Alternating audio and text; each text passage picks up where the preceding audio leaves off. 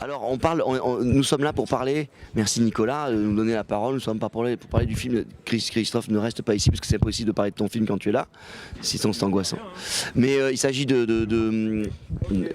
il s'agit du film Moi, Maman, Ma Mère et Moi de Christophe Lemann, voilà, qui raconte l'histoire d'une famille, qui raconte...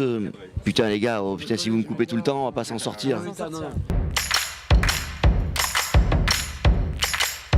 Alors. Nicolas, il s'agit du film, parce que tu en as vu beaucoup des films, donc je te rappelle, il s'agit du film Moi, Maman, Ma Mère et Moi, d'accord? Et c'est le film de Christophe, qui est ici, tu l'as dans le champ, de Christophe Lemann, qui raconte l'histoire d'une famille qui se retrouve après le décès de maman, malheureusement, et Benoît, donc Benoît, le personnage qui existe dans tous les films donc, de Christophe, loupe le train pour l'enterrement. Il arrive un mois plus tard pour ranger sa chambre et pour partager les biens, enfin pour partager, en tout cas pour ranger ensemble cette maison et sa chambre et cette maison. Assez métaphorique pour ranger sa chambre. Chacun range. Merci, mais ce qu'il faut savoir, c'est que dans une famille, quand il y en a un qui range sa chambre, tout le monde range sa chambre. Comme disait Virginia Woolf, une chambre à soi. Voilà, exactement. Voilà. Et donc voici la première comédie métaphorique donc du XXIe siècle. Voilà, elle a retrouvé papa. Quand je pense qu'elle était claustrophobe, la pauvre. Alors toi tu joues le rôle d'un homme colérique, Antoine, tu t'appelles Antoine, tu es très colérique. Oui, ouais. Juste plus mon prénom en tête. Antoine. Et je joue le frère aîné. Un frère aîné qui n'a pas un radis et qui veut vendre la maison pour avoir des sous. Mes frères et mes sœurs qui me chient dans les bottes quand même, hein, qui ont l'air concernés par rien, et moi j'essaie de vendre la baraque. Ouais. J'ai besoin de... Il est monomaniaque, il a son idée en tête. C'est parce qu'il doit s'occuper de tout pendant que les autres s'évaporent, quoi.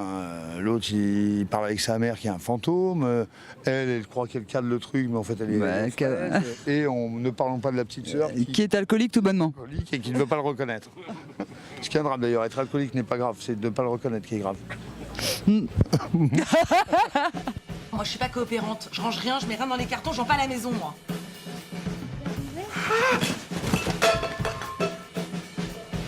Je vais rentrer pas trop tard, vous m'attendez pour le dîner, hein. Oh, voilà. J'ai jamais vraiment joué un personnage comme ça, enfin dramatique et un peu border, ça oui. Sur le mais après ça je l'avais déjà fait, mais dans cette tonalité un peu comédie, tu veux dire. Oui, un peu comédie en même temps. Moi je suis pas forcément le personnage qui endosse le plus la comédie, et il y avait une intériorité du drame comme ça et de cette fragilité que j'aimais vraiment interpréter, et je trouve que ce qui est très beau dans le film, pour l'avoir revu la deuxième fois hier, c'est vraiment ce truc très universel qu'il y a dans les familles où les fratries enfin comment dire, où il y a vraiment une sorte de folie entre les frères et sœurs, quelque chose de totalement amoureux et de totalement désastreux en même temps. Et ça c'est très beau, je trouve. Mais qu'est-ce que vous avez à gueuler comme ça? Elle s'appelle Juliette. Ouais. Au début elle s'appelait Evelyne et j'ai vraiment dit à Christophe, écoute, j'ai 42 ans, je veux pas m'appeler Evelyne dans un film, pas tout de suite, dans 15 ans. Viens, on change de prénom. Bon, mon film n'est pas une comédie burlesque au sens de ça, mais pour moi, pour qu'il y ait du rythme, bien sûr, l'impro, moi je parle de l'amour flou, c'est génial le film Les Filles Pro donc c'est l'inverse, il est en liberté. Moi, ça me rassure d'écrire un texte, d'être prêt sur le dialogue et que ça soit restitué. Pas tellement des fois sur des mots, mais aussi pour la rythmique. Ça représente les situations, c'est tout un ensemble, c'est assez cadré. Et je pense que ce cadre-là, cette rigueur-là, peut donner beaucoup de liberté. Parce qu'une fois qu'on sait le texte bien et qu'on dit les mots vraiment, et ben après, il y a plein de possibilités pour un acteur de s'échapper, de rêver quand même dans ce cadre un peu rigoureux. Il y a une belle énergie que vous pouvez... Et là, pareil, on a une très belle vue, regardez. Mais de quoi tu parles? Sergi, on t'a pas présenté Benoît encore? Non, mais j'ai beaucoup entendu parler, ouais. Maman! Mais c'est un film de famille. En conséquence, il y a beaucoup de scènes de groupe. Il faut que ce soit rythmé. On n'a pas le choix. On n'a pas en tout cas, moi, j'ai pas le talent nécessaire pour pouvoir improviser une scène de groupe, quoi. C'est trop précis, c'est trop rythmé. Et puis pour le coup, ce qu'il veut dire est tellement précis aussi que il faut respecter le mot. Je suis pas.